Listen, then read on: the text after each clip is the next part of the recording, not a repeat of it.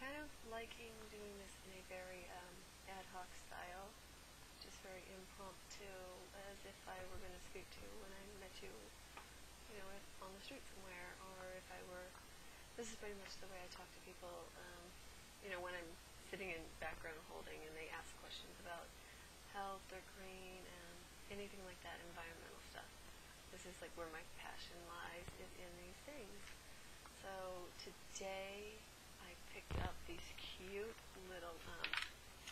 See, it looks like a cherry tomato, and what is inside of it is produce bags, and they're reusable produce bags. Oops, there we go. Reusable produce bags, and each one is used for a specific type of produce. So not only am I bringing the reusable bags, as in like this kind from Costco, or like this kind from Whole Foods, the brown ones, things like that. Also, so that you're not using all of those plastics, because now we have the garbage patch, which is twice the size of Texas, sitting in the Pacific Ocean, and there's no reason for us to be using these bags that can't be reused. So when I saw these, I thought, we use the reusable bags to bring the stuff home, but still in the produce section, you're using those plastic bags. And I saw these, I thought they were great. What I was also using is these cute little mesh tote bags, tiny totes, little mesh bags you throw stuff in. Those worked as well. But a lot of people, they see me come in with all of these things, or they'll ask me about green. How long did it take you to go this way? How, it seems hard, and then I usually get into a conversation with them about, you buy the reusable bags. They're about $1 a piece, or you can buy one, get one free half the time at some of these places. You leave them in your car, just leave them in the trunk or somewhere like that, and just remember to always bring them in. And then we'll stop these urban tumbleweeds that are these plastic bags that get used for about 5 minutes. They never can be reused again, even though you put them in that cute little thing at the front of the store for recycling. All they can do is melt it down and make it into a hard plastic. It can't be reused as any other item except for an extremely hard plastic. So they're very much useless. They end up in the ocean. The turtles think they're jellyfish, which is like their delicacy, and then they end up choking on them, and it gets all caught up in their intestines. And personally, I'm tired of hearing about poor animals being harmed because of human activities.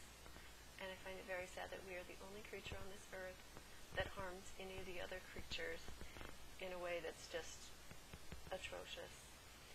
So going green is not that hard. It does take a little bit of preparation, and it does take willpower to stick with it.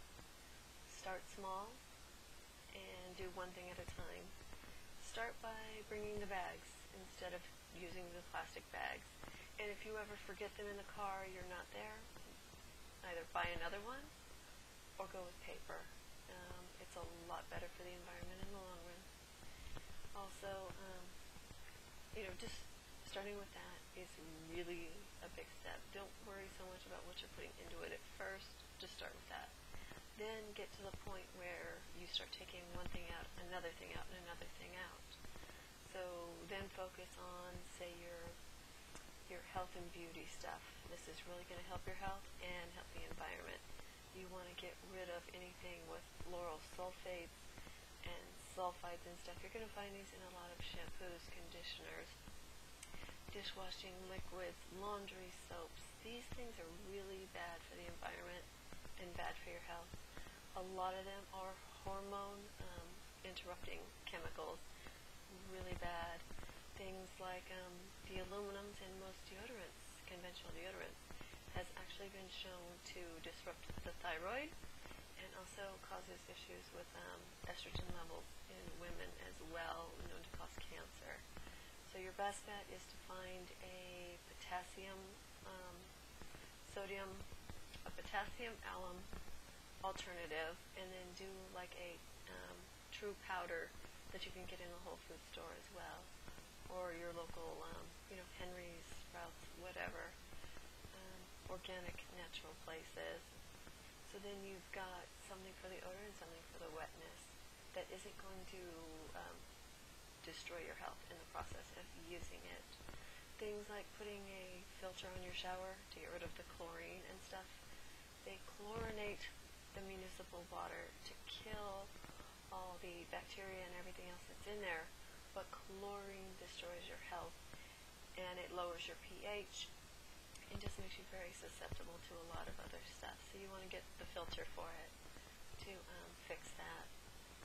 There is also try and do more reusable bottles, things like this. Like this one's steel, purple, my favorite color.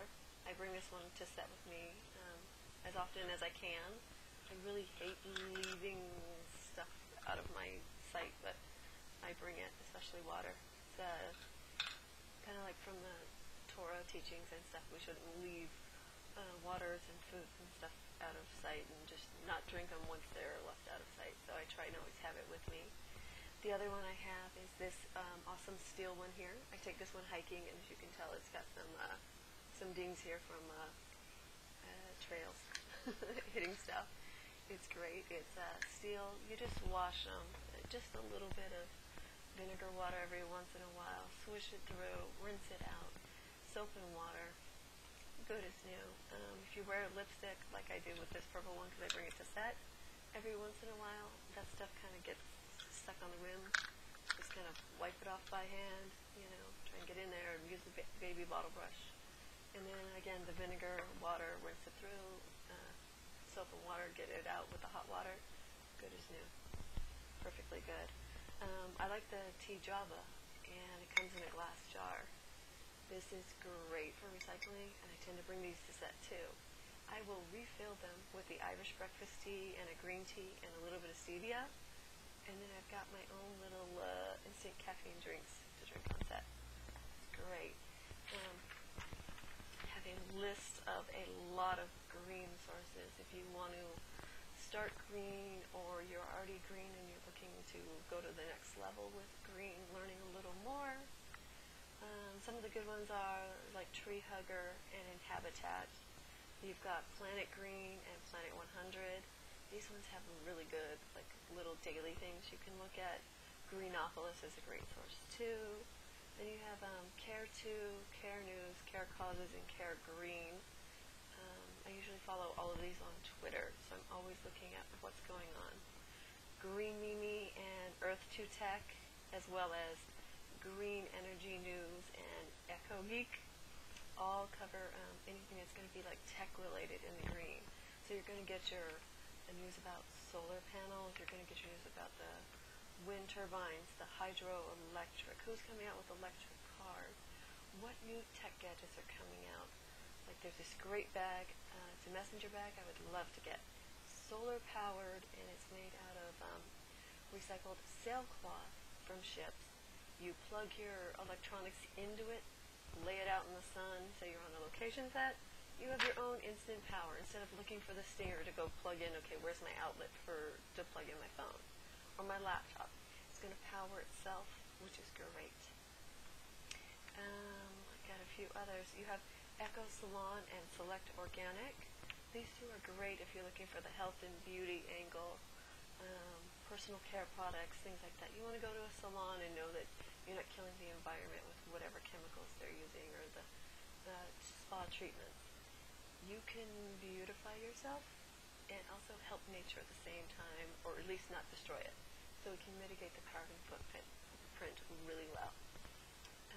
A few others that I found that are great are Huffington Post Green and Bio-Friendly Blog. This one has a lot of interesting little topics too.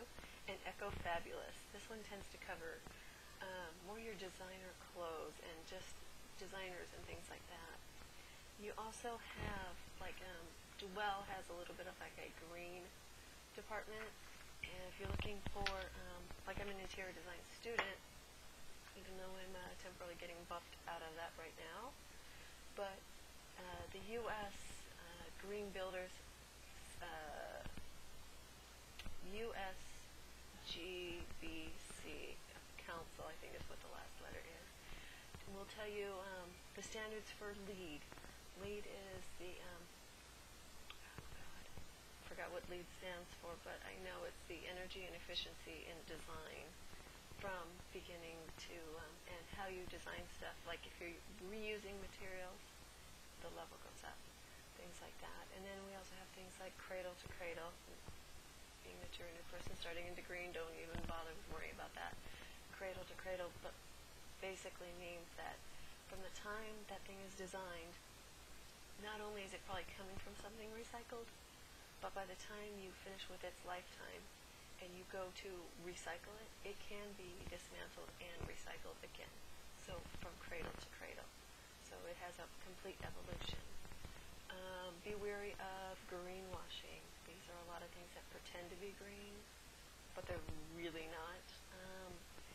You've got a few companies like Garnier.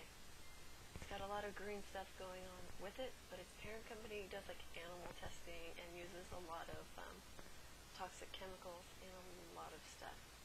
Pantene pretends to be green. I actually think those two are similar companies. But there are a few others. There's a whole area that you can go to within green. Start small and just keep following those leads, and as you keep leading and leading, you'll learn and gain more knowledge about green. What's true green, what's greenwashing, and what is truly good for the environment. Another note for health and stuff like that would be avoid aluminum cookware.